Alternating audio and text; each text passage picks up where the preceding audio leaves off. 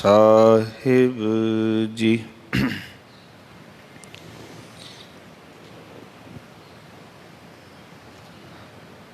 ਕਰੋ ਬੇਨੰਤੀ ਸੁਨੋ ਮੇਰੇ ਮੀਤਾ, ਸੰਤ ਟਹਿਲ ਕੀ ਵੇਲਾ ਇਹਾ ਖੜ ਚਲੋ ਹਰ ਲਾਹਾ, ਆਗੇ ਵਸਨ ਸੁਹੇਲਾ, ਓਦ ਘਟੈ ਦਿਨਸ ਰਹਿ ਨਾਰੇ, ਮਨ ਗੁਰ ਮਿਲ ਕਾਜ ਸਵਾਰੇ,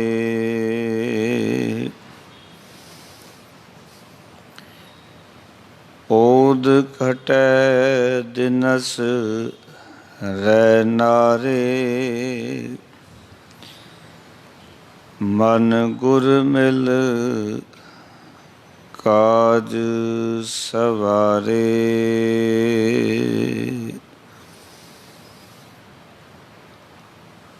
ਜਾਗਦੀ ਜੋਤ ਸ਼ਬਦ ਗੁਰੂ ਬਾਣੀ ਕੇ ਬੋਹਿਤ, ਧੰਨ ਧੰਨ ਸਾਹਿਬ ਸ੍ਰੀ ਗੁਰੂ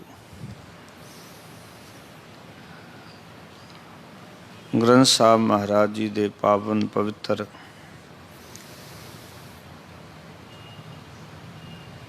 ਚਰਨਾਂ ਦੇ ਵਿੱਚ ਸਬਾਏਮਾਨ ਹੋਏ ਬੈਠੇ ਸਤਸੰਗੀ ਜਨੋ, ਆਪ ਸੰਗਤਾਂ ਦੀ ਪ੍ਰੇਰਨਾ ਸਦਕਾ, ਗੁਰੂ ਮਹਾਰਾਜ ਜੀ ਦੀ ਕਿਰਪਾ ਸਦਕਾ ਅੱਜ ਤੋਂ ਦਿਨ ਰੈਣ ਬਾਣੀ ਦੇ ਪਾਵਨ ਪਾਠ ਦੇ ਨਾਲ ਹੀ ਵਿਚਾਰ ਸਰਵਣ ਕਰਾਂਗੇ। ਇੱਕ ਇੱਕ ਪਦੇ ਦਾ ਪਾਠ ਕਰਾਂਗੇ ਅਤੇ ਵਿਚਾਰ ਸਰਵਣ ਕਰਾਂਗੇ। ਦਿਨ ਰੈਣ ਬਾਣੀ ਮਾਝ ਰਾਗ ਦੇ ਵਿੱਚ ਦਰਜ ਹੈ। ਇਸ ਬਾਣੀ ਦੇ ਅੰਦਰ ਗੁਰੂ ਸਾਹਿਬ ਜੀ ਨੇ 4 ਸ਼ਬਦ ਉਚਾਰਨ ਕੀਤੇ ਹਨ।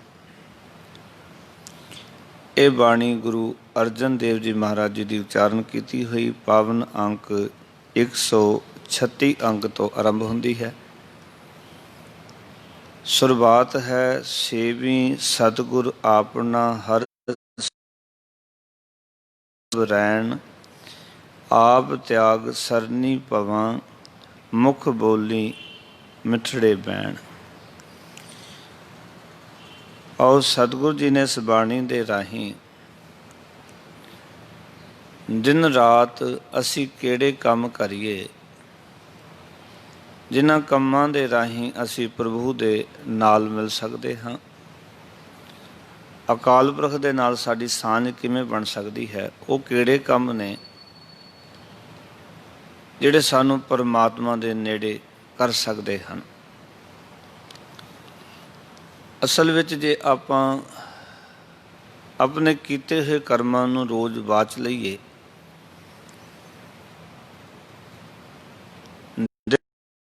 24 ਘੰਟੇ 8 ਪੈਰਾਂ ਦੀ ਗੱਲ, 8 ਪੈਰਾਂ ਦੇ ਜੇ ਸਿਰਫ 2 ਮਿੰਟ ਵਿੱਚ ਯਾਦ ਕਰ ਲਈ ਵੀ ਕਿਹੜੇ ਚੰਗੇ ਕੰਮ ਕੀਤੇ ਨੇ,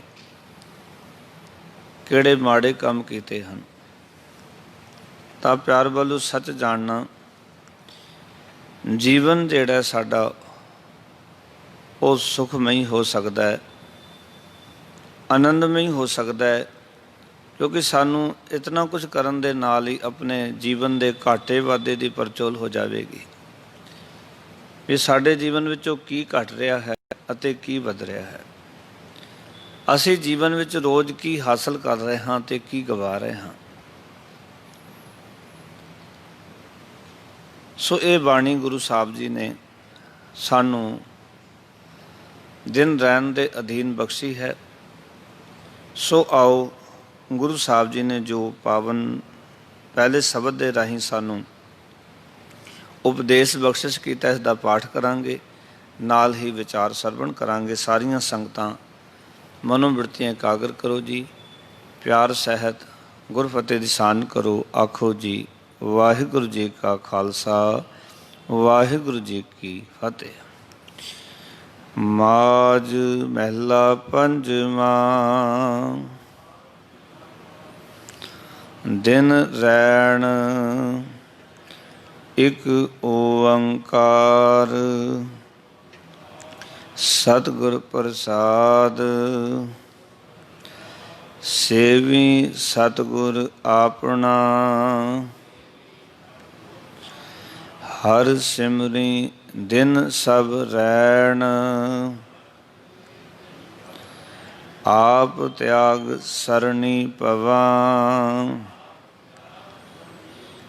ਮੁਖ ਬੋਲੀ ਮਿਠੜੇ ਬੈਣ। ਜਨਮ ਜਨਮ ਕਾ ਵਿਛੜਿਆ, ਹਰ ਮੇਲੋ ਸੱਜਣ ਸੈਣ। ਜੋ ਜੀ ਹਰ ਤੇ ਵਿਛੜੇ, ਸੇ ਸੁਖ ਨਾ ਵਸਨ ਪਹਿਣ। ਹਰ ਪਿਰ ਬਿਨ ਚੈਨ ਨਾ ਪਾਈਐ, ਖੋਜ ਡਿਠੇ ਸਭ ਗੈਣ। ਆਪ ਕਮਾਣੈ ਵਿਛੜੀ, ਦੋਸ ਨ ਕਾਹੂ ਦੇਣ। ਕਰ ਕਿਰਪਾ ਪ੍ਰਭ ਰਾਖ ਲਿਹੋ, ਹੋਰ ਨਾਹੀ ਕਰਨ ਕਰੇਣ। ਹਰ ਤੁਧ ਬਿਨ ਖਾਕੂ ਰੂਲਨਾ, ਕਹੀਐ ਕਿਥੈ ਵੈਣ। ਨਾਨਕ ਕੀ ਬੇਨੰਤੀਆ, ਹਰ ਸੁਰਜਨ ਦੇਖਾ ਨੈਣ। ਨਾਨਕ ਕੀ ਬੇਨੰਤੀਆ, ਹਰ ਸੁਰਜਨ ਦੇਖਾ ਨੈਣ। ਵਾਹਿਗੁਰੂ ਜੀ ਕਾ ਖਾਲਸਾ, ਵਾਹਿਗੁਰੂ ਜੀ ਕੀ ਫਤਿਹ। ਮਨੁੱਖ ਆਪਣੇ ਜੀਵਨ ਵਿੱਚ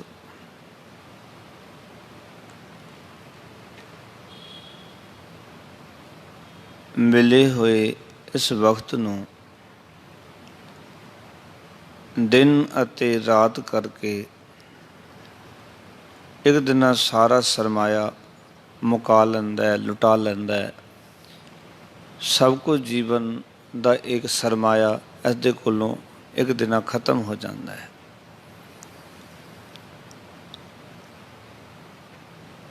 ਇਸ ਕਰਕੇ ਗੁਰਬਾਣੀ ਨੇ ਵਿਚਾਰ ਸਾਨੂੰ ਬਖਸ਼ੇ ਕਿ ਜੋ ਦਿਨ ਆਵੈ ਸੋ ਦਿਨ ਜਾਹੀ, ਕਰਨਾ ਕੂਚ ਰਹਿਨ ਥਿਰ ਨਾਹੀ। ਜਿਹੜਾ ਦਿਨ ਚੜ੍ਹਿਆ ਉਸਨੇ ਬਤੀਤ ਹੋ ਜਾਣਾ, ਸੰਸਾਰ ਤੋਂ ਕੂਚ ਕਰ ਜਾਣਾ, ਇੱਥੇ ਰਹਿਣਾ ਨਹੀਂ। ਤੇ ਮਹਾਰਾਜ ਸਾਨੂੰ ਯਕੀਨ ਦਿਵਾਉਂਦੇ ਨੇ, ਸੰਗ ਚਲਤ ਹੈ ਹਮ ਵੀ ਚਲਣਾ, ਦੂਰ ਗਗਨ ਸਿਰ ਉੱਪਰ ਮਰਨਾ। ਕਿਆ ਤੂੰ ਸੋਇਆ ਜਾਗ ਇਆਨਾ, ਤੈਂ ਜੀਵਨ ਜਗ ਸੱਚ ਕਰ ਜਾਣਾ। ਸਤਿਗੁਰ ਕਹਿੰਦੇ ਵੀ ਤੂੰ ਜਗਤ ਦੇ ਅੰਦਰ ਜੀਵਨ ਨੂੰ ਸੱਚ ਸਮਝੀ ਬੈਠਾ, ਇਹ ਤੇ ਹਰ ਰੋਜ਼ ਤੇਰੀ ਆਰਜਾ ਘਟਦੀ ਜਾ ਰਹੀ ਹੈ। ਓਦ ਘਟੈ ਦਿਨਸ ਰਹਿ ਨਾਰੇ, ਤੇ ਮਰ ਕਹਿੰਦੇ ਮਨ ਗੁਰੂ ਮਿਲ ਕਾਜ ਸਵਾਰੇ। ਤੇਰੀ ਉਮਰ ਘਟ ਰਹੀ ਹੈ ਤਾਂ ਗੁਰੂ ਨੂੰ ਮਿਲ ਕੇ ਆਪਣੇ ਕਾਰਜ ਸਵਾਰ। ਸਤਿਗੁਰ ਨੇ ਫਿਰ ਇਸ ਕਰਕੇ ਬਾਣੀ ਸਾਡੇ ਸਮਕਸ਼ ਰੱਖੀ ਕਿ ਅਸੀਂ ਆਪਣੀ ਜ਼ਿੰਦਗੀ ਦੇ ਕਾਰਜ ਕਿਵੇਂ ਸਵਾਰਨੇ ਨੇ। ਔਰ ਗੁਰੂ ਸਾਹਿਬ ਜੀ ਦੀਆਂ ਬਖਸ਼ੀਆਂ ਅੰਮ੍ਰਿਤ ਬਾਣੀਆਂ, ਜਿੱਥੇ ਸਿੱਖ ਨੇ ਇਹਨਾਂ ਦਾ ਪਾਠ ਕਰਨਾ ਹੈ ਉੱਥੇ ਵਿਚਾਰ ਅਤ ਲਾਜ਼ਮੀ ਹੈ। ਔਰ ਵਿਚਾਰ ਤੋਂ ਬਾਅਦ ਇਹ ਸਾਡਾ ਆਚਾਰ ਬਣਨਾ ਚਾਹੀਦਾ ਹੈ। ਕਿਉਂਕਿ ਜੇ ਕੇਵਲ ਵਿਚਾਰ ਤੱਕ ਰਹਿ ਗਏ ਔਰ ਜੀਵਨ ਨਹੀਂ ਬਣਿਆ ਇਹ ਬਾਣੀ ਸਾਡੇ ਆਚਰਨ ਵਿੱਚ ਨਾ ਉਤਰੀ, ਸਾਡੀ ਦਿਨਚਰਿਆ ਵਿੱਚ ਨਾ ਉਤਰੀ, ਸਾਡੀ ਕਿਰਿਆ ਵਿੱਚ ਨਾ ਉਤਰੀ ਤੇ ਸਾਡਾ ਜੀਵਨ ਸਫਲ ਨਹੀਂ ਹੋਣਾ। ਆਓ ਗੁਰੂ ਸਾਹਿਬ ਦਾ ਇੱਕ ਇੱਕ ਸ਼ਬਦ ਜੇ ਸਿੱਖ ਦੇ ਜੀਵਨ ਵਿੱਚ, ਸਿੱਖ ਦੀ ਜ਼ਿੰਦਗੀ 'ਚ ਉਤਰ ਜਾਂਦਾ ਹੈ ਤਾਂ ਸਮਝ ਲਓ ਅਸੀਂ ਆਪਣੇ ਮੰਜ਼ਿਲੇ ਮਕਸੂਦ ਤੱਕ ਪਹੁੰਚ ਜਾਂਦੇ ਹਾਂ, ਆਪਣੇ ਜੀਵਨ ਨੂੰ ਸਫਲਾ ਕਰ ਲੈਂਦੇ ਹਾਂ। ਇਸ ਕਰਕੇ ਸਤਿਗੁਰੂ ਨੇ ਕਿਰਪਾ ਕੀਤੀ। ਮਾਝ ਰਾਗ ਦੇ ਅੰਦਰ ਇਹ ਬਾਣੀ ਹੈ। ਮਾਝ ਮਹਿਲਾ ਪੰਜਵਾਂ, ਮਾਝ ਰਾਗ ਦਾ ਨਾਮ ਹੈ। ਮਹਿਲਾ ਪੰਜਵਾਂ ਦਾ ਅਰਥ ਹੈ ਪੰਜਵੇਂ ਸਤਿਗੁਰੂ ਗੁਰੂ ਅਰਜਨ ਦੇਵ ਜੀ ਮਹਾਰਾਜ ਦੀ ਉਚਾਰਨ ਕੀਤੀ ਹੋਈ ਦਿਨ ਰੈਣ। ਬਾਣੀ ਦਾ ਸਿਰਲੇਖ ਹੈ ਦਿਨ ਅਤੇ ਰੈਣ, ਰੈਣ ਦਾ ਅਰਥ ਹੈ ਰਾਤ।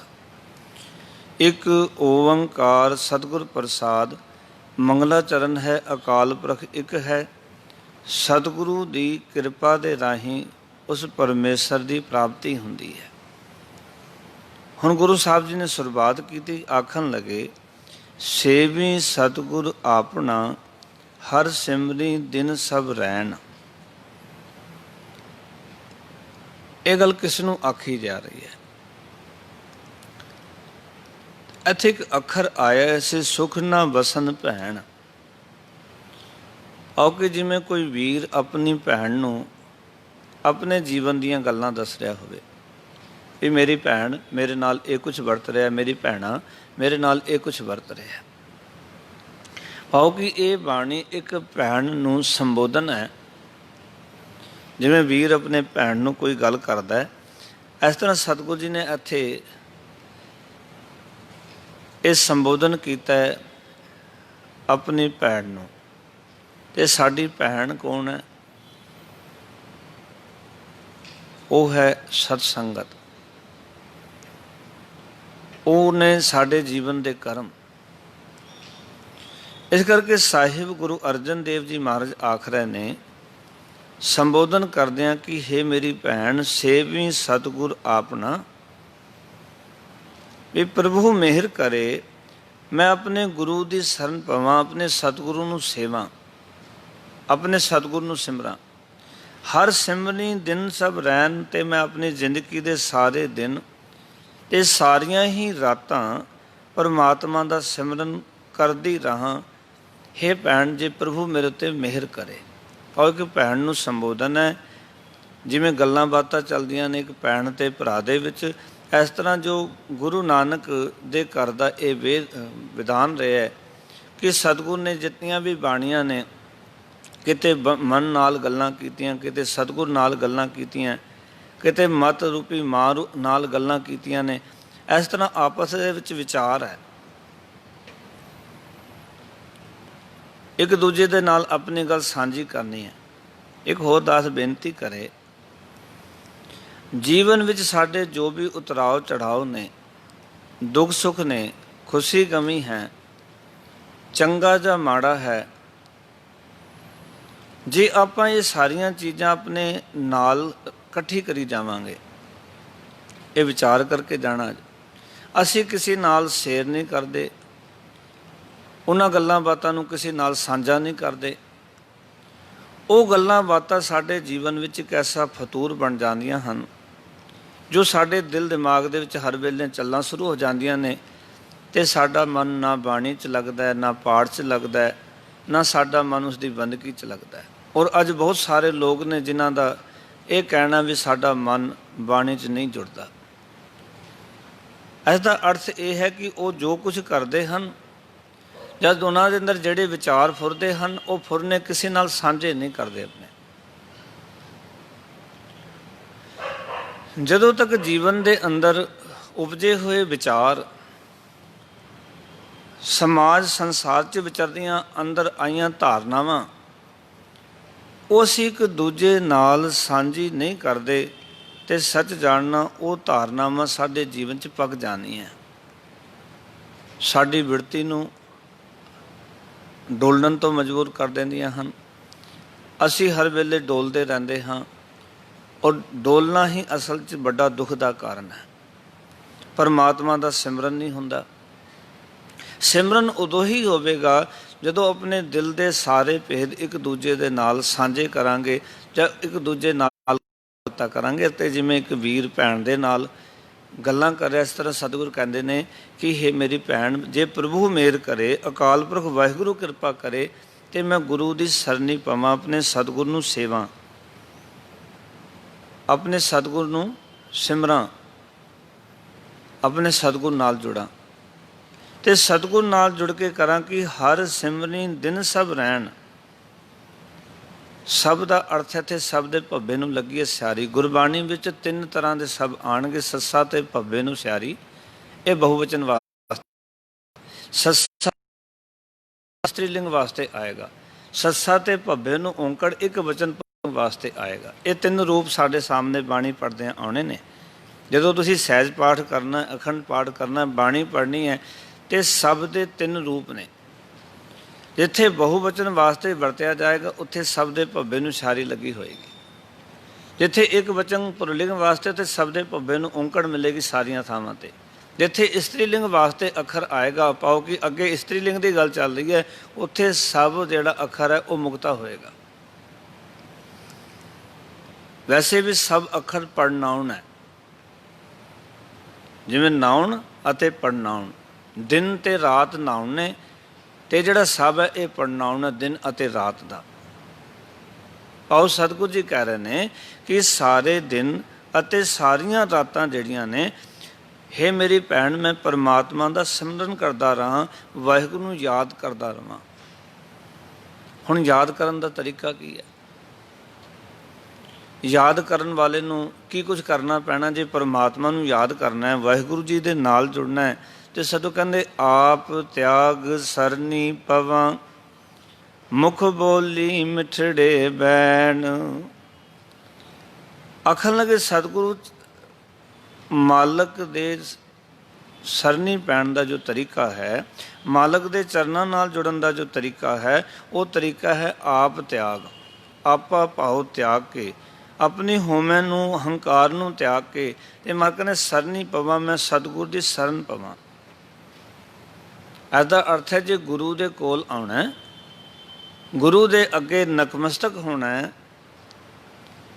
ਤੇ ਆਪਾ ਭਾਵ ਤਿਆਗਣ ਤੋਂ ਬਿਨਾਂ ਗੁਰੂ ਕੋਲ ਜੇ ਅਸੀਂ ਆਉਂਦੇ ਹਾਂ ਤੇ ਆਪਾ ਭਾਵ ਨਹੀਂ ਤਿਆਗਿਆ, ਹੰਕਾਰ ਛੱਡਿਆ ਨਹੀਂ, ਮੱਥਾ ਟੇਕ ਰਹੇ, ਪ੍ਰਵਾਨ ਕੋਈ ਨਹੀਂ ਹੋਣਾ। ਜਿਹੜੇ ਹੰਕਾਰ ਵਸ ਹੋ ਕੇ ਮੱਥਾ ਟੇਕ ਰਹੇ ਨੇ ਨਾ, ਜਿਨ੍ਹਾਂ ਨੇ ਜੀਵਨ 'ਚ ਅਹੰਕਾਰ ਤਿਆਗਿਆ ਨਹੀਂ, ਆਪਾ ਭਾਵ ਤਿਆਗਿਆ ਨਹੀਂ, ਇੱਥੇ ਤਾਂ ਪਹਿਲਾ ਮਰਨ ਕਬੂਲ। ਜੀਵਨ ਕੀ ਛੜ ਆਸ ਹੋ ਸਭਨਾ ਕੀ ਰੇਨਕਾ ਤੋਂ ਆਓ ਹਮਾਰੇ ਪਾਸ ਦੀ ਗੱਲ ਹੈ। ਗੁਰੂ ਨੇ ਕਿਹਾ ਕਿ ਜੋ ਤੋ ਪ੍ਰੇਮ ਖਿਲਨ ਕਾ ਚਾਓ, ਸਿਰਧਰ ਤਲੀ ਗਲੀ ਮੇਰੀ ਆਓ, ਇਤ ਮਾਰਗ ਪੈਰ ਧਰੀਜੈ, ਸਿਰ ਦੀਜੈ ਕਾਨ ਨਾ ਕੀਜੈ। ਸਿਰ ਕਿਹੜਾ? ਹਉਮੈ ਵਾਲਾ। ਇਹ ਹਉਮੈ ਵਾਲਾ ਸਿਰ ਤੇ ਤੈਨੂੰ ਉਤਾਰਨਾ ਹੀ ਪੈਣਾ। ਹਉਮੈ ਵਾਲਾ ਸਿਰ ਤਾਂ ਤੈਨੂੰ ਭੇਟਾ ਹੀ ਕਰਨਾ ਪੈਣਾ। ਬੰਦਾ ਇਹ ਸਿਰ ਤਾਂ ਝੁਕਾ ਲੈਂਦਾ ਹੈ, ਗੁਸਤਾਖੀ ਮਾਫ, ਬੰਦਾ ਇਸ ਹੈ, ਪਰ ਜਿਹੜਾ ਹਉਮੈ ਵਾਲਾ ਸਿਰ ਹੈ, ਬੰਦਾ ਕਦੀ ਗੁਰੂ ਅੱਗੇ ਨਹੀਂ ਝੁਕਾਉਂਦਾ। ਇਹ ਸਿਰ ਤਾਂ ਗੁਰੂ ਅੱਗੇ ਰੱਖ ਦਿੰਦਾ, ਪਰ ਆਪਣੀ ਹਉਮੈ ਕਦੀ ਗੁਰੂ ਅੱਗੇ ਨਹੀਂ ਰੱਖਦਾ। ਜਿਹੜੀ ਆਪਣੀ ਹਉਮੈ ਹੈ, ਆਪਣੀ ਮੈਂ ਹੈ, ਉਹ ਕਦੀ ਨਹੀਂ ਕਹਿੰਦਾ ਗੁਰੂ ਸਾਹਿਬ ਅੱਜ ਤੋਂ ਹਉਮੈ ਛੱਡੀ, ਮੈਂ ਤੇਰੇ ਅੱਗੇ ਰੱਖ ਦਿੱਤੀ, ਹੁਣ ਮੈਂ ਇਹ ਹਉਮੈ ਮੁੜ ਕੇ ਕਰਨੀ ਨਹੀਂ, ਚੱਕਣੀ ਕੋਈ ਨਹੀਂ। ਇਹ ਸਿਰ ਵੀ ਝੁਕਾਉਂਦੇ ਹਾਂ, ਫਿਰ ਉਠਾ ਕੇ ਲੈ ਜਾਂਦੇ ਹਾਂ। ਹਉਮੈ ਤਾਂ ਕਦੀ ਅਸੀਂ ਰੱਖਦੇ ਨਹੀਂ ਗੁਰੂ ਅੱਗੇ। ਮੈਂ ਵਾਲੀ ਬਿਰਤੀ ਬੰਦਾ ਛੱਡਣ ਵਾਸਤੇ ਤਿਆਰ ਨਹੀਂ। ਮੇਰਾ ਤਨ, ਮੇਰਾ ਪਰਿਵਾਰ, ਮੇਰੇ ਪਦਾਰਥ, ਮੇਰੀ ਸਿੱਖੀ, ਮੇਰਾ ਨਾਮ, ਮੈਂ ਨਾਮ ਜਪਦਾ, ਮੈਂ ਇਤਨੇ ਪਾਠ ਕਰਦਾ, ਇਹ ਸਭ ਹਉਮੈ ਨਹੀਂ ਤੇ ਹੋਰ ਕੀ ਹੈ? ਜਦੋਂ ਬੰਦਾ ਕਹਿੰਦਾ ਮੈਂ 2 ਸੁਖਮਨੀ ਸਾਹਿਬ ਪੜ੍ਹਦਾ, ਮੈਂ ਇਤਨੇ ਪਾਠ ਕਰਦਾ, ਮੈਂ ਇਹ ਕਰਦਾ, ਇਹ ਸਭ ਕੁਝ ਹਉਮੈ ਦਾ ਹੀ ਤਾਂ ਪ੍ਰਗਟਾਵਾ ਹੈ। ਫਿਰ ਤੁਸੀਂ ਵੇਖੋ ਕਿ ਮਨੁੱਖ ਕੋਈ ਮਾੜਾ ਕੰਮ ਕਰਦਾ ਹੋਵੇ, ਕੋਈ ਫੋਨ ਕਰੇ, ਜੇ ਨਾ ਉਠਾਵੇ, ਬਾਅਦ ਦੇ ਵਿੱਚ ਕੋਈ ਫੋਨ ਕਰੇ ਤੇ ਕਦੇ ਨਹੀਂ ਕਹਿੰਦਾ ਵੀ ਮੈਂ ਮਾੜਾ ਕੰਮ ਕਰਦਾ ਸੀ। ਔਰ ਜੇ ਬੰਦਾ ਕਿਤੇ ਕੋਈ ਫੋਨ ਕਰੇ ਤੇ ਪਾਠ ਕਰਦਾ ਹੋਵੇ, ਤੇ ਬਾਅਦ ਦੇ ਵਿੱਚ ਕੋਈ ਫੋਨ ਕਰੇ ਤੇ ਕਹਿੰਦਾ ਯਾਰ ਮੈਂ ਤਾਂ ਨਹੀਂ ਉਠਾਇਆ, ਮੈਂ ਪਾਠ ਕਰਦਾ ਸੀ। ਮਾੜੇ ਕੰਮ ਨੂੰ ਕਦੇ ਨਹੀਂ ਦੱਸਦਾ ਵੀ ਮੈਂ ਇਤਨਾ ਮਾੜਾ ਭੈੜਾ ਕੰਮ ਕਰਦਾ ਸੀ, ਮੈਂ ਕਿਸੇ ਦੀ ਠੱਗੀ ਮਾਰਦਾ ਸੀ, ਕਿਸੇ ਦੇ ਨਾਲ ਮਾੜਾ ਕਰਦਾ ਸੀ, ਜਾਂ ਘਰ ਦੇ ਵਿੱਚ ਕਲੇਸ਼ ਪਾਇਆ ਹੋਇਆ ਸੀ, ਮੈਂ ਝਗੜਾ ਕਰ ਰਿਹਾ ਸੀ। ਕੋਈ ਕਹਿੰਦਾ ਅਜੇ ਤੱਕ ਕਿਹਾ ਕਿਸੇ ਨੇ? ਕਿੱਦਾਂ ਫੋਨ ਆਵੇ ਘਰ ਦੇ ਵਿੱਚ ਕਲੇਸ਼ ਹੈ, ਝਗੜਾ ਹੈ, ਤੇ ਕਦੀ ਨਹੀਂ ਕਹੇਗਾ ਕਿ ਮੈਂ ਘਰ 'ਚ ਝਗੜਾ ਕਰ ਰਿਹਾ ਸੀ, ਮੈਂ ਘਰ ਦੇ ਵਿੱਚ ਬੱਚਿਆਂ ਨਾਲ ਲੜ ਰਿਹਾ ਸੀ, ਕਦੀ ਨਹੀਂ ਆਖੇਗਾ। हाँ जे ये पाठ करता होवे, जे सिमरन च बैठा होवे तो ये जरूर आखेगा मैं फोन इस करके नहीं उठा सकिया क्योंकि मैं सिमरन करता सी जां मैं पाठ कर रहा सी जां मैं कीर्तन सुन रहा सी। ये भी मैं दा प्रगटावा है, क्योंकि चंगे कामां नूं बंदा अगे रख दिंदा है, माड़े कामां नूं नहीं रखदा। ਇਹਦਾ अर्थ है कि आपा पाहो नहीं त्याग्या। साधु कहते मैं आपा पाहो त्याग के होमै हंकार छड़ के गुरु दे सरनी पवां, ते केवल सरनी ना पवां मुख बोलनी मिठड़े बैण। मूँह नाल उस अगे ये मिठे बोल बोलना। आओ कि सिख ने मूँह नाल मिठे बोल बोलने ने। मिठे बोल बोलने का अर्थ है कि गुरु दे सिख ने मालक की सिफ सलाह करनी है, क्योंकि जे साडा मालक मिठा बोलता है, महाराज कहते ने मिठ बोलड़ा जी हर सज्जन स्वामी मोरा हों संभल। जे साडा मालक मिठ बोलड़ा तो सिख भी तो मिठ बोलड़ा चाहिए है ना। जे गुरु मिठ बोलड़ा तो गुरु का सिख भी तो मिठ बोलड़ा चाहिए। अज असी सिखी नूं क्यों खुआर किया गुस्ताखी माफ, ये साडियां अपनियां सिखां दियां होमे हंकार करके कमियां रहियां। अज सिखी बड़ी प्रफुल्लित होनी सी। मैं अज भी बेनती करा साध संगत, कितने लोग चाहते हैं कि असी सिखी के दायरे में आईए, पर साडे आगू साडे वर्गे नलायक लोग जिहड़े ने माफ़ कर देना, वो लोगों नूं अगे नहीं आण दिंदे। वो कभी मत्था टेकण भी आ जाण ते टुट के पै जांदे उन्हां लोकां नूं। कदी मिठास नहीं चाहिए। तो ऐसी आओ जी दसो की सेवा है? हाँ क्यों आए थे, की काम है तेरा गुरुद्वारे? असी लोगों को इदा बोलते हैं, नहीं सिखी का प्रचार कर सके सी। बोलना ऐसी कर आए हो, की काम है, की सेवा है, की कर सकते हैं थोड़े वास्ते। किसी गुरुद्वारे जाके वेख लो, जो इदा कोई बोलता हो, कोई सेवादार बोलता हो, कोई ग्रंथी बोलता हो, कोई रागी बोलता हो, कोई प्रबंधक बोलता हो, एक बंदा मैनू दस दो भी जो कहता हो हाँ जी दसो जी सेवा। ਜਿਹੜੇ बोलते हैं उन्होंने अगे दास नकमस्तक होंदा भी तुसी गुरु की गल नूं समझिया। नहीं तो सारे सिखां नूं पुछो वो टुट के पै जाते हैं, प्रबंधकों नूं पुछो वो टुट के पै जाते हैं, उत्थे सेवादार रागी ग्रंथी वो टुट के पै जाते हैं। सिखी का प्रचार तुसी की करना? स्टेजां ते बोल के सिखी का प्रचार हो जाना? जब तक सिखी थोड़े जीवन च नहीं उतरेगी, सिखी थोड़ी किरदार च नहीं उतरेगी, तुसी जो मर्जी कह जाओ, नहीं सिखी का प्रचार हो सकता। क्योंकि होमे नहीं होम किसी सिखा। कोई बंदा पहली बार आया है गुरु घर दे विच पुछदा भी मैं मत्था टेकना कित्थे जाना, उन्होंने नहीं पता, तैनूं दिसदा नहीं ये पौड़ियां जा रही ने, इदां थोड़ी चाहिए। पर साडे गुरुद्वारे तो ये सारा कुछ हो रहा है। कोई भी गुरुद्वारे चले जाओ, कोई गुरुद्वारा ऐसा नहीं छड्डिया सी अपनी होमे करके जिथे कि असी सही सलूक किया होवे मनुखता दे नाल। अगले क्यों सिख बनणगे? चाहत है उन्हां दे अंदर। गुजरात पत्रकार पूछ रहे सी लोगों को भी तुसी जो है की बनना चाहते हो, किहड़ा धर्म कबूल करना चाहते हो? वो कहते जी साड़ी इच्छा सी कि असी सिख धर्म कबूल करिए, सब तो चंगा धर्म कहते सानू सिख धर्म लगता है।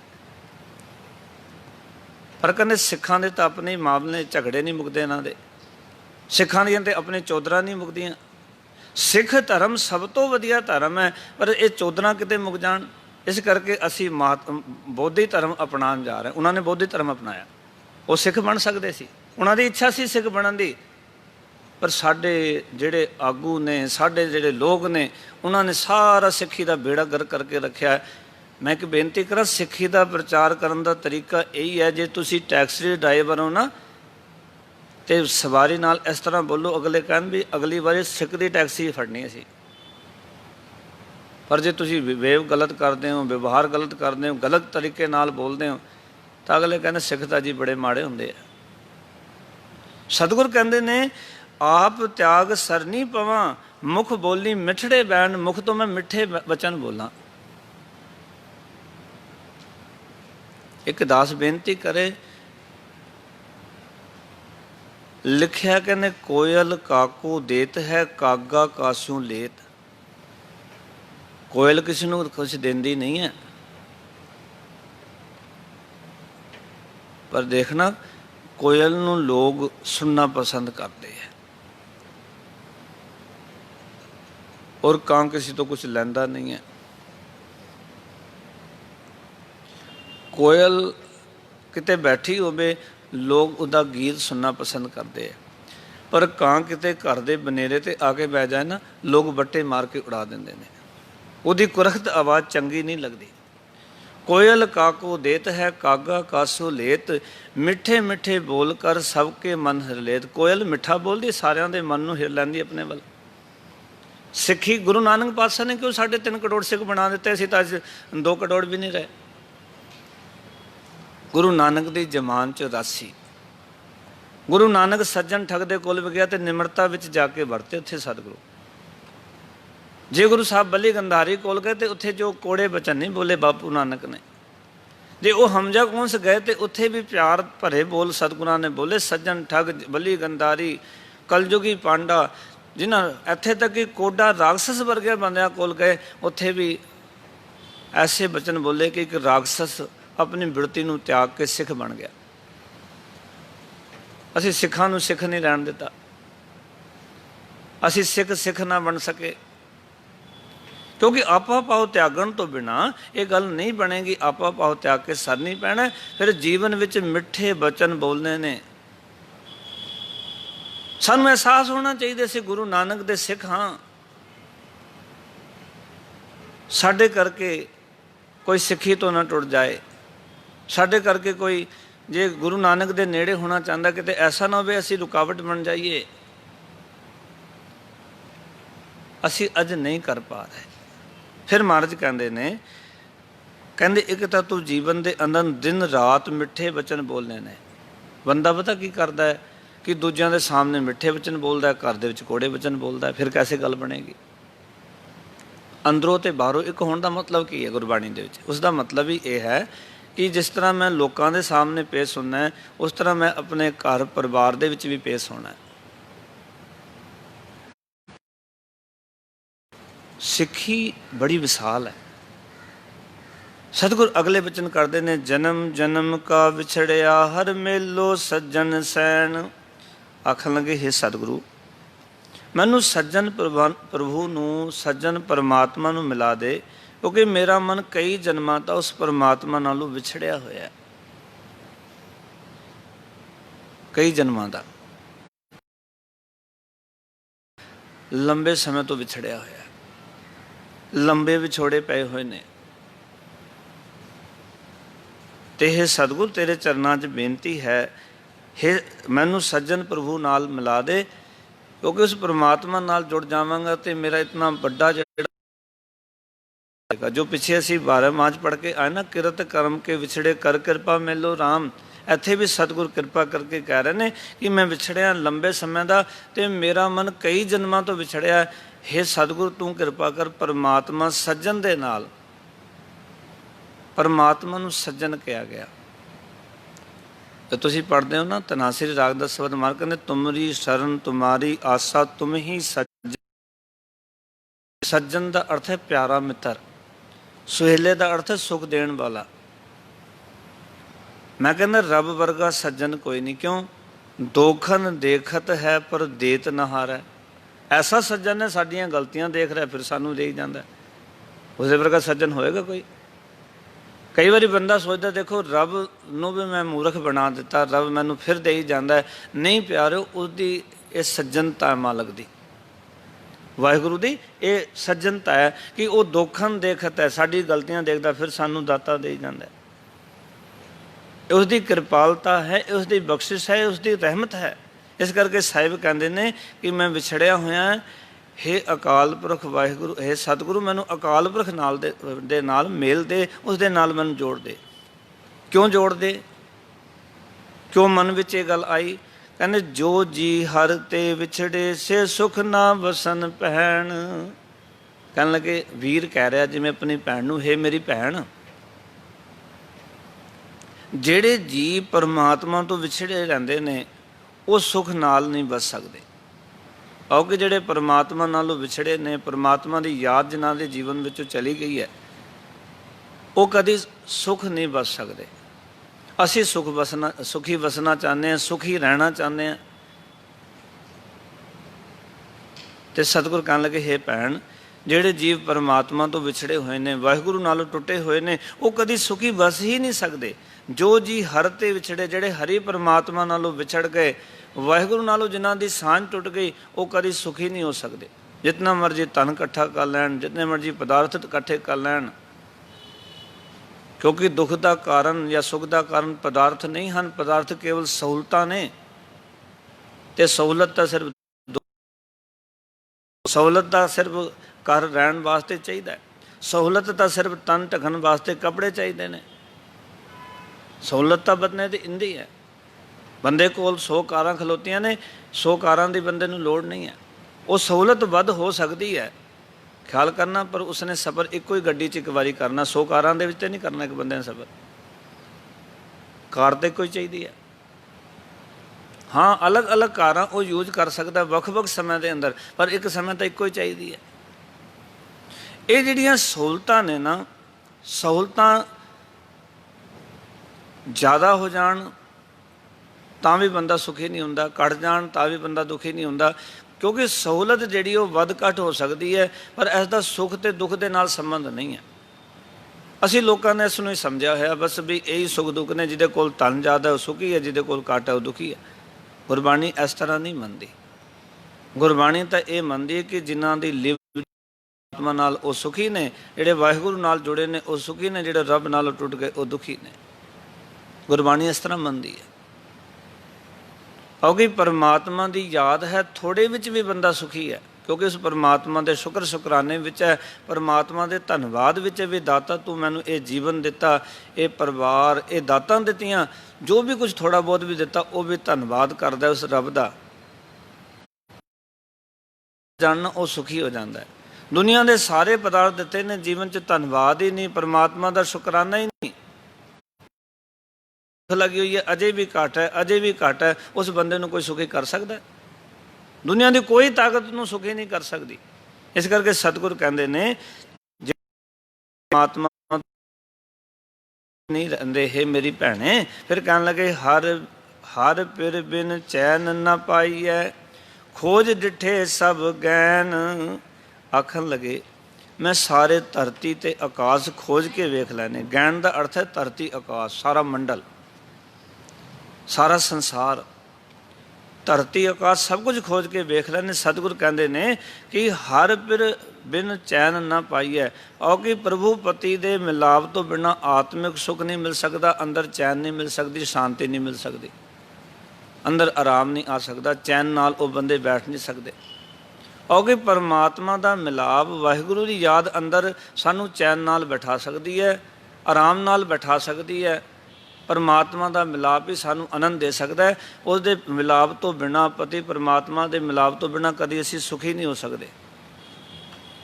ਕਹੋ ਵੀ ਸੰਤੋਖ ਆ ਜਾਣਾ, ਨਹੀਂ ਆਉਣਾ। ਸੰਤੋਖ ਤਾਂ ਉਸ ਦੇ ਨਾਲ ਆਉਣਾ ਜਿੰਨਾ ਅੰਦਰ ਤ੍ਰਿਪਤ ਸੰਤੋਖਿਆ ਪਰ ਭੁੱਖ ਨਾ ਲੱਗੇ ਆਏ। ਅੰਦਰ ਤ੍ਰਿਪਤੀ ਆ ਜਾਣੀ ਹੈ, ਫਿਰ ਉਸ ਦੇ ਨਾਲ ਤ੍ਰਿਸ਼ਨਾ ਦੀ ਭੁੱਖ ਨਹੀਂ ਲੱਗੇਗੀ। ਪਿਆਰ ਵਾਲਿਓ, ਅੰਦਰ ਫਿਰ ਚੈਨ ਹੀ ਚੈਨ ਹੈ, ਅੰਦਰ ਸ਼ਾਂਤੀ ਸ਼ਾਂਤੀ ਹੈ। ਅਗਲੇ ਵਚਨ ਮਹਾਰਾਜ ਨੇ ਕੀਤੇ, ਆਪ ਕਮਾਣ ਵਿਛੜੀ ਦੋਸ ਨ ਕਾਹੂ ਦੇਣ। ਇੱਕ ਭੈਣ, ਇੱਕ ਜੀਵ ਆਤਮਾ ਦੂਜੀ ਭੈਣ ਨੂੰ ਕਹਿ ਰਹੀ ਹੈ, ਇੱਕ ਵੀਰ ਦੂਜੇ ਭੈਣ ਨੂੰ ਕਹਿ ਰਿਹਾ, ਹੈ ਮੇਰੀ ਭੈਣ, ਕਹਿੰਦੇ ਨੇ ਆਪ ਕਮਾਣ ਵਿਛੜੀ, ਮੈਂ ਆਪਣੇ ਕੀਤੇ ਕਰਮਾਂ ਅਨੁਸਾਰ ਪਤੀ ਪਰਮਾਤਮਾ ਨਾਲੋਂ ਵਿਛੜੀ ਹਾਂ। ਵਾਹਿਗੁਰੂ ਜੀ ਨੇ ਮੈਨੂੰ ਦੂਰ ਨਹੀਂ ਕੀਤਾ। ਕਰਮੀ ਆਪੋ ਆਪਣੀ, ਕੇ ਨੇੜੇ ਕੇ ਦੂਰ। ਆਪਣੇ ਕਰਮ ਨੇ। ਸਤਿਗੁਰ ਕਹਿਣ ਲੱਗੇ ਮੈਂ ਆਪਣੇ ਕੀਤੇ ਕਰਮਾਂ ਕਰਕੇ ਪਰਮਾਤਮਾ ਨਾਲੋਂ ਵਿਛੜੀ ਹੋਈ ਹਾਂ, ਤੇ ਦੋਸ਼ ਨਾ ਕਾਹੂ ਦੇਣ। ਇਸ ਬਾਰੇ ਮੈਂ ਕਿਸੇ ਹੋਰ ਨੂੰ ਦੋਸ਼ ਨਹੀਂ ਦੇ ਸਕਦੀ। ਜਿਵੇਂ ਬਾਣੀ ਦੇ ਵਿੱਚ ਕਈ ਫਰਮਾਨ ਨੇ, ਦੱਦੈ ਦੋਸ਼ ਨਾ ਦੇਉ ਕਿਸੈ, ਦੋਸ਼ ਕਰਮਾਂ ਆਪਣਿਆਂ, ਜੋ ਮੈਂ ਕੀਆ ਸੋ ਮੈਂ ਪਾਇਆ, ਦੋਸ਼ ਨਾ ਦੀਜੈ ਅਵਰ ਜਨਾ।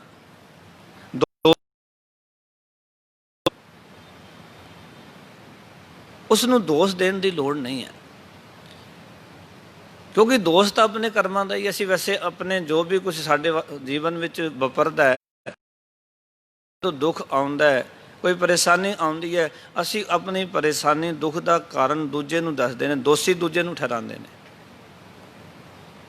ਪਰ ਗੁਰਬਾਣੀ ਕਹਿੰਦੀ ਹੈ और सदगुरु कहन लगे, हे मेरी भैन, मैं परमात्मा नालों विछड़ियाँ तो मेरे अपने कीते कर्मां करके विछड़ी हुई हाँ। मैं किसी को दोष नहीं दे सकती, क्योंकि किसी होर दा तां दोष ही नहीं, दोष तां मेरा अपना आप दा है।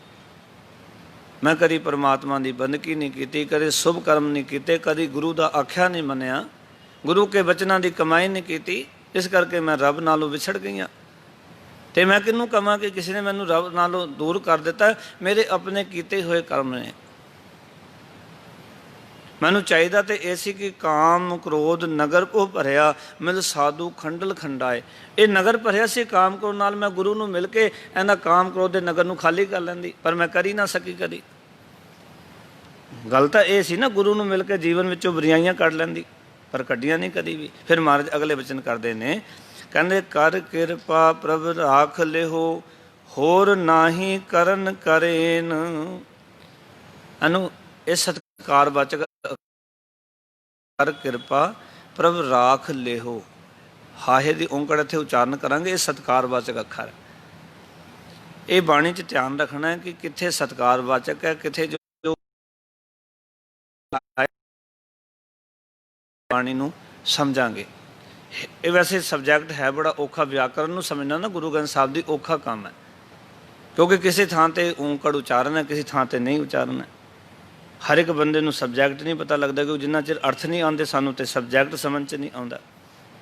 इत्थे महाराज कहते ने, कर कृपा प्रभ राख लियो, होर नाही करन करेन। हे प्रभु मेहर कर, मेरी रक्षा कर, ते तो बिना होर कुछ करन वाला या करन दे समर्थ नहीं है।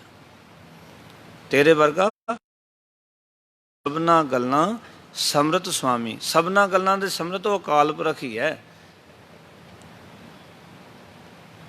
इस करके महाराज कहते तू ही समर्थ है, तो तू मेरे उत्ते कृपा कर। फिर कहन लगे सतगुरु, हर तुद बिन खाकू रूल ना, किथै कहिए किथै बैण। हे हरि, तेरे मिलाप तो बिना मिट्टी विच ही रुल जाईदा, और कि परमात्मा की बख्शिश तो बिना, परमात्मा के मिलाप तो बिना मनुख पूरी जिंदगी मिट्टी विच ही रुलिया रहिंदा है। उन्होंने ना कोई जानता, ना कोई पहचानता, ना उसकी कोई कदर होंदी। साहिब कहते तेरी कृपा तो बिना बंदा मिट्टी च रुलिया रहिंदा, कही है कित्थे बहन। तो वो अपने दुखों के कीर ने किस अगे दसे। मैं एक बेनती करा, कई बंदे अपने दुख दसना चाहते, उन्होंने कोई दुख दसन वाला नहीं मिलता, वो अपने दुख भी किसी नाल साझे नहीं कर पाते। अंदर दुख ने, क्योंकि कई बार देखी ना लोगों, जिन्हों के बच्चे आख्या नहीं मनते, जिन्हों के परिवार के सज्जन उन्होंने नहीं सुनते, तो कई बार उन्होंने कोल दास बह जाता है, तो वह अपने फिर सारिया गल्लां रख देंगे ने भी ये गल है, ये गल है, ये परेशानी, ये परेशानी। अंदर बड़े कीरने नाल भरे हुए ने, बड़े दुखों नाल भरे हुए ने। उन्होंने अंदर के जोड़े दुख ने ना, उन्होंने अंदर की जी विरथ है, वो कोई सुनन वाला नहीं। वो कित्थे बैण आखण अपने, क्योंकि हर तुद बिन खाकू रुलना, तेरे तो बिना हे परमात्मा मिट्टी विच रुल जाईदा है। ते कित्थे कहिए कित्थे बैण, वो अपने दुखों के जोड़े वचन ने, और कि कोई सुनन वाला नहीं उन्होंने। इस करके बाणी कहती है, जे तेरी कोई सुनता नहीं, तैनूं कोई जानता नहीं, पहचानता नहीं, तो तू फिर गुरु के चरनां च आ। जिस नीच को कोई ना जाने, जे कोई तेनू जानता नहीं, पहचानता नहीं, तो कहना मेरी जान नहीं, पहचान नहीं, मेरी कोई गल सुनने को तैयार नहीं। सतगुर कहने फिर आ जा मेरे कोल, मेरे नाल गल्लां करया कर। बाणी पढ़न का अर्थ यह है कि गुरु नाल गल्लां करनियां, अपनियां गल्लां गुरु नूं दस देनियां, गुरु दी गल्लां सुन लैनियां। ते साहिब जी लास्ट पंक्ति च कह रहे ने, नानक की बेनंतिया हर सुरजन देखा नैन। हे भैन, नानक दी ये बेनती है भी मैं किसी तरीके नाल अपनी अखां उस उत्तम पुरख परमात्मा के दर्शन अखां च वसा लवां। मैं अखां दे नाल उस परमात्मा नूं वेखां, परमात्मा दे दीदार करां। जिवें कि बाबा फरीद जी कहंदे ने, कागा करंग ढंढोलिया सगला खाया मास, ये दोए नैना मत छुओ फिर देखन की आस। वो कहते ने पति परमात्मा नूं वेखण दी आस है, तुसीं कृपा करो ये दो अखां ना छुओ तुसीं, मैं रब नूं देखना चाहती। इत्थे भी सतगुर कहण लगे, हे भैन नानक की बेनंती आ। इत्थों बेनंतियां पाठ नहीं करांगे, बेनंतियां दा अर्थ है बेनती है। की बेनती है कि हर सुरजन देखा नैन, ਸੁਰਜਨ ਦਾ ਅਰਥ ਹੈ ਉਹ ਚੰਗਾ ਪੁਰਖ, ਉੱਤਮ ਪੁਰਖ। ਸੁਰ ਕਹਿੰਦੇ ਨੇ ਦੇਵਤੇ ਨੂੰ ਵੈਸੇ, ਪਾਓ ਕਿ ਜਿਹੜਾ ਦੇਵਤਾ ਸਰੂਪ ਅਕਾਲ ਪੁਰਖ ਵਾਹਿਗੁਰੂ ਹੈ, ਮੈਂ ਅੱਖਾਂ ਦੇ ਨਾਲ ਉਸ ਨੂੰ ਵੇਖਾਂ, ਆਪਣੀ ਅੱਖੀਂ ਉਸ ਪਰਮਾਤਮਾ ਦੇ ਦੀਦਾਰ ਕਰਾਂ, ਵਾਹਿਗੁਰੂ ਨੂੰ ਵੇਖਾਂ। ਅਤੇ ਹੁਣ ਇਹਨਾਂ ਅੱਖਾਂ ਦੇ ਨਾਲ ਪਰਮਾਤਮਾ ਦੇ ਦੀਦਾਰ ਕਰਨੇ ਹੋਣ ਤਾਂ ਕਿਵੇਂ ਕਰ ਸਕਦੇ ਹਾਂ? ਜਦੋਂ ਇਹ ਸੰਸਾਰ ਜਿਹੜਾ ਨਾ, ਮਰ ਕਹਿੰਦੇ ਇਹ ਵਿੱਚ ਸੰਸਾਰ ਤੁਮ ਦੇਖਦੇ, ਇਹ ਹਰ ਕਾ ਰੂਪ ਹੈ, ਹਰ ਰੂਪ ਨਜ਼ਰੀ ਆਇਆ। ਜਦੋਂ ਇਹ ਪਰਮਾਤਮਾ ਦਾ ਰੂਪ ਨਜ਼ਰ ਆਉਣ ਲੱਗ ਪਏਗਾ, ਸਮਝ ਲਓ ਰੱਬ ਦੇ ਦਰਸ਼ਨ ਹਰ ਇੱਕ 'ਚ ਹੀ ਹੋ ਜਾਣਗੇ। ਫਿਰ ਬੰਦਾ ਕਹਿ ਉੱਠੇਗਾ ਕਿ ਜਹ ਜਹ ਪੇਖੋਂ ਤਹ ਹਜੂਰ, ਦੂਰ ਕਤੋਂ ਨਾ ਜਾਈ, ਰੱਬ ਰਿਹਾ ਸਰਬਤਰ ਮੈਂ ਮਨ ਸਦਾ ਧਿਆਈ। ਉਹ ਸਾਰਿਆਂ 'ਚ ਵਸ ਰਿਹਾ ਹੈ ਮਨੋ, ਉਸ ਪਰਮਾਤਮਾ ਨੂੰ ਧਿਆ। ਗੁਰੂ ਸਾਹਿਬ ਕਿਰਪਾ ਕਰਨ, ਆਪਣਾ ਮਿਹਰ ਦਾ ਹੱਥ ਰੱਖਣ, ਦਿਨ ਰਾਤ ਆਪਣੇ ਅੰਦਰ ਇਹ ਗੱਲ ਵਸਾਈਏ ਕਿ ਇੱਕ ਦਿਨ ਰਾਤ ਮੈਂ ਮਿੱਠੇ ਬਚਨ ਬੋਲਾਂ। ਫਿਰ ਜੋ ਹੈ ਹਰੀ ਪਰਮਾਤਮਾ ਨਾਲ ਜੋ ਮੈਂ ਵਿਛੜੀਆਂ ਅਤੇ ਮੇਰੇ ਕੀਤੇ ਹੋਏ ਕਰਮ ਨੇ, ਅਤੇ ਦਿਨ ਰਾਤ ਜੋ ਕਰਮ ਅਸੀਂ ਕਰ ਰਹੇ ਹਾਂ ਉਹਨਾਂ ਕਰਮਾਂ ਦੀ ਪਰਚੋਲ ਕਰੀਏ ਵੀ ਚੰਗੇ ਕੰਮ ਕਿਹੜੇ ਹੋ ਰਹੇ ਨੇ, ਮਾੜੇ ਕੰਮ ਕਿਹੜੇ ਹੋ ਰਹੇ ਨੇ, ਕਿਹੜੇ ਕੰਮ ਨੇ ਜਿਹੜੇ ਪਰਮਾਤਮਾ ਦੇ ਨੇੜੇ ਕਰ ਸਕਦੇ ਨੇ, ਮੇਰੇ ਕਿਹੜੇ ਕੰਮ ਨੇ ਜਿਹੜੇ ਮੈਨੂੰ ਪਰਮਾਤਮਾ ਨਾਲੋਂ ਦੂਰ ਕਰ ਰਹੇ ਨੇ। ਔਰ ਇਹ ਆਪਣੇ ਜੀਵਨ ਤੋਂ ਗੱਲਾਂ ਸ਼ੁਰੂ ਕਰੀਏ। ਆਪਾਂ ਕੀ ਕਰਦੇ ਹਾਂ, ਦੂਜੇ ਦੇ ਜੀਵਨ 'ਚ ਵੇਖਦੇ ਵੀ ਇਹਦੇ ਕੰਮ ਕਿਹੜੇ ਮਾੜੇ ਨੇ, ਇਹਦੇ ਕਿਹੜੇ ਚੰਗੇ ਨੇ। ਇੱਕ ਪਤਨੀ ਨੇ ਪਤੀ ਦੀ 100 ਖਾਮੀਆਂ ਦੱਸ ਦੇਣੀਆਂ, ਇੱਕ ਪਤੀ ਨੇ ਪਤਨੀ ਦੀ 100 ਗਲਤੀਆਂ ਦੱਸ ਦੇਣੀਆਂ, ਪਰ ਬੰਦੇ ਨੂੰ ਆਪਣੀ ਗਲਤੀ ਇੱਕ ਵੀ ਨਹੀਂ ਪਤਾ ਹੁੰਦੀ। ਗੁਰਬਾਣੀ ਦਾ ਅੱਜ ਦਾ ਇਹ ਪਤਾ ਇਹ ਕਹਿ ਰਿਹਾ ਕਿ ਆਪਣੇ ਅੰਦਰ ਦੀ ਪਰਚੋਲ ਆਪ ਕਰ, ਅਤੇ ਆਪਣੇ ਅੰਦਰ ਜੋ ਤੇਰੇ ਅੰਦਰ ਦੋਸ਼ ਨੇ ਜਾਂ ਜਿਸ ਕਾਰਨ ਕਰਕੇ ਤੂੰ ਰੱਬ ਤੋਂ ਵਿਛੜਿਆ, ਉਹ ਦੋਸ਼ ਆਪਣੇ ਜੀਵਨ ਵਿੱਚੋਂ ਪਾਸੇ ਕਰ ਲੈ, ਰੱਬ ਦੇ ਨਾਲ ਮਿਲਾਪ ਹੋ ਜਾਵੇਗਾ। ਫਿਰ ਕਹਿ ਸਕਾਂਗੇ ਇਹ ਲੋਕ ਸੁਖੀਏ ਪਰ ਲੋਕ ਸਵੇਲੇ ਨਾਨਕ ਹਰਪੂ ਆਪੇ ਮਿਲੇ। ਸਾਰਿਆਂ ਦਾ ਬਹੁਤ ਆਇਆਂ ਨੂੰ ਸੇਵਾਵਾਂ ਆਪ ਸੰਗਤਾਂ ਪਾਸੋਂ ਨਿਤਾ ਪ੍ਰਤੀ ਲੈਂਦੇ ਰਹਿਣ, ਆਪਣੇ ਚਰਨਾਂ ਨਾਲ ਸਤਿਗੁਰ ਜੋੜ ਕੇ ਰੱਖਣ। ਮੇਰੀਆਂ ਭੁੱਲਾਂ ਮੇਰੀ ਝੋਲੀ ਵਿੱਚ ਫਤਿਹ ਦੀ ਸਾਂਝ ਕਰੋ ਜੀ। ਆਖੋ ਜੀ ਵਾਹਿਗੁਰੂ ਜੀ ਕਾ ਖਾਲਸਾ, ਵਾਹਿਗੁਰੂ ਜੀ ਕੀ ਫਤਿਹ। ਵਾਹਿਗੁਰੂ ਵਾਹਿਗੁਰੂ ਵਾਹਿਗੁਰੂ।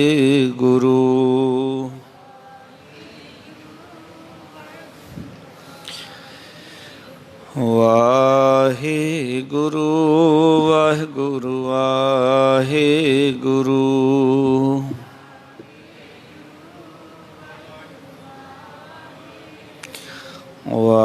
ਵਾਹਿਗੁਰੂ ਵਾਹਿਗੁਰੂ ਵਾਹਿਗੁਰੂ।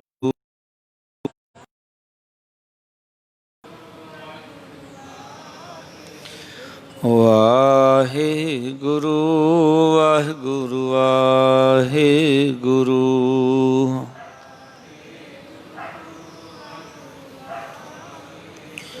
ਵਾਹਿਗੁਰੂ ਵਾਹਿਗੁਰੂ ਵਾਹਿਗੁਰੂ।